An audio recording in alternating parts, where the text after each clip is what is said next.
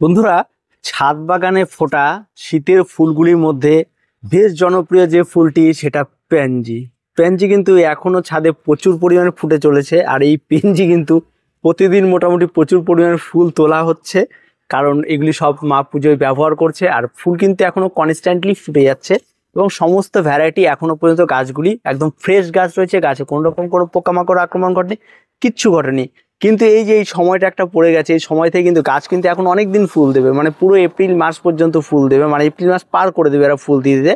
তার জন্য কিন্তু এখন বেশ কিছু পরিচর্যা রয়েছে। প্রথম যে পরিচর্যাটি আপনারা করবেন, প্রথমে আপনাদের করতে হবে এই সমস্ত গাছের গোড়াগুলিকে একটু খুঁড়ে দেবেন। যেহেতু অনেক দিন এই সমস্ত গাছে খাবার পড়ছে না, তার জন্য এখন কিন্তু আপনাকে গাছে সামান্য পরিমাণ খাবার দিতে হবে। এই খাবারটি আপনারা কি দেবেন? ওই সামান্য পরিমাণে 1 চামচের মতো আপনারা হাড় গুঁড়ো নেবেন, 1 চামচের মতো শিংকুচি, 1 চামচ সরিষার খোল নেবেন। এর সঙ্গে আপনারা সামান্য পরিমাণ লাল পটাশ একটু মিশিয়ে দিয়ে একটা খাবার তৈরি করবেন। সেই খাবারের 1 চামচ করে এই সমস্ত গাছে, একটা গাছে 1 চামচই আপনারা ব্যবহার করবেন। আর ব্যবহার করার আগে অবশ্যই মাটিটিকে একটু নিড়িয়ে নেবেন। এবার এটা কমপ্লিট। তারপরে আসলো গাছের, আপনারা খেয়াল রাখতে হবে গাছে যেন কোনো রকমের নিচের দিকে আগাছা না থাকে। এই সমস্ত গাছে দেখবেন বিভিন্ন জায়গায় আগাছা জন্মে থাকে, সেই সমস্ত আগাছাগুলোকে পরিষ্কার করে দিতে হবে। তার সঙ্গে সঙ্গে যে সমস্ত ফুলগুলি ফুটে আছে, যে এই সমস্ত ফুল দেখুন মাথায় ফুল নেই, তার মানে এগুলি ফুল তোলা হয়ে গেছে, যে কারেন্ট এগুলি ফুল তোলা হয়েছে। এবং এই ফুল তুলে নিলে কিন্তু আপনি যত বেশি ফুল তুলবেন এবং এই সমস্ত গাছ তত পরিষ্কার থাকে। তার জন্য অবশ্যই আপনাকে পুরনো ফুল থাক বা যেগুলি থাক সেগুলি কিন্তু আপনাকে পুরনো ডাল শুকিয়ে গেছে যে সমস্ত, সেগুলি কিন্তু আপনাকে তুলে নিতে হবে। তাহলে কিন্তু আপনার গাছে কিন্তু ফুলের সংখ্যাটা আরও অনেক বেশি বাড়বে। এই কাজগুলি কিন্তু আপনাকে করতে হবে এই সময়।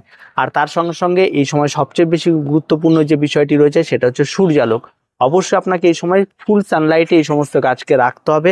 এবং যখন দেখবেন তীব্র দাবদাহ, মানে একদম লু বইছে এপ্রিল মাসে বা মার্চের 15 তারিখের পর থেকে, তখন কিন্তু এই গাছগুলোকে একটা হালকা ছায়া জায়গাতে রেখে দেবেন। মানে খুব প্রচন্ড রোদ লাগে রাখবেন না, একটা শেডের নিচে রাখলেন বা এমন একটা জায়গায় রাখলেন সকালের রোদটা লাগছে, তারপরে মোটামুটি 12টার পরে আর রোদ লাগছে না, এমন একটি জায়গা দেখে রাখলেন, তাহলে কিন্তু গাছ কিন্তু অনেক দিন বেঁচে থাকবে আর দীর্ঘ সময় ফুল পাবেন।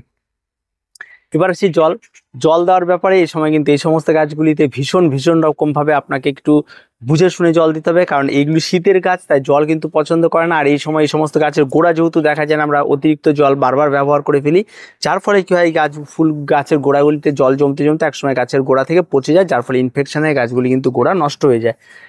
এই সমস্ত বিষয়গুলি থেকে দূর থাকার জন্য কিন্তু আপনাকে কিন্তু অবশ্যই সামঞ্জস্য হতে হবে, আর জলের ব্যাপারে একটু বুঝে শুনে দিতে হবে। একদম গোড়ার দিকে প্রয়োজন পড়লে আঙ্গুল ঢুকিয়ে দেখে নিয়ে তারপর জল প্রয়োগ আপনারা করবেন, এটা কিন্তু আপনাদের করতে হবে।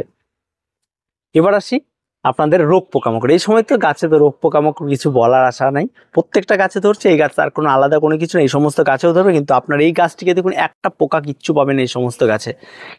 তার একটাই কারণ, প্রতিনিয়ত এই সমস্ত গাছে 15 দিন অন্তর অ্যান্টিফাঙ্গাল এবং পেস্টিসাইড স্প্রে করা হয়, যার ফলে কিন্তু গাছ ফ্রেশ রয়েছে। আর যাদের এই সমস্ত কিছু স্প্রে করবেন না, তাদের কিন্তু এই সমস্যাগুলি সম্মুখীন হতে হবে। তাই অবশ্যই আপনারা এই স্প্রেগুলি নিয়মিত করার চেষ্টা করবেন, দেখবেন আপনার গাছে আর কোনো রকম কোনো রোগ ধরবে না।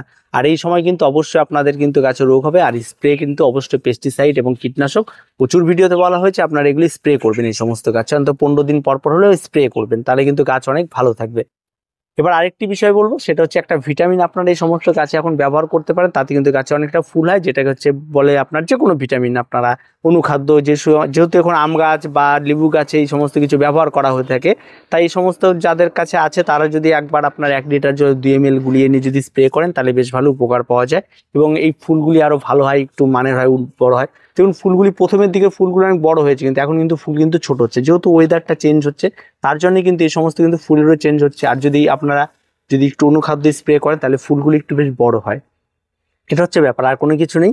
আর সহজ পরিচর্যা যদি গাছ থাকে, সেটা পেনজি। আর আমি আগেও বলেছিলাম পেনজি প্রথমের দিকে গ্রোথ হয় না, কিন্তু পরে গিয়ে সুপার ফাস্ট গ্রোথ হয় আর দীর্ঘ সময় আমরা ফুল পেতে থাকি। তো শীতের গাছ এখনো পাচ্ছি, আর এই সময় এসে শীতের গাছে পরিচর্যা নিয়ে ভিডিও করা মানে অদ্ভুত লাগে সত্যি, মানে ভীষণই আনন্দ লাগে যে শেষে এসে এখনো গাছ বেঁচে আছে, ফুল দিয়ে আছে। তবে দীর্ঘ সময় আপনারা পেয়ে যাবেন। আর যদি গাছ বাঁচিয়ে রাখতে চান, তাহলে আপনারা এই টিপসগুলোকে মেনে চলুন, দেখবেন আপনার গাছও কিন্তু দীর্ঘ সময় ভালো থাকবে। তো আর কিছু বলার নেই, ভিডিওটি আজকে এ পর্যন্ত। ভিডিওটি ভালো লাগলে অবশ্যই লাইক, শেয়ার এবং কমেন্ট করুন, আর আমাদের চ্যানেলটিকে অবশ্যই সাবস্ক্রাইব করুন।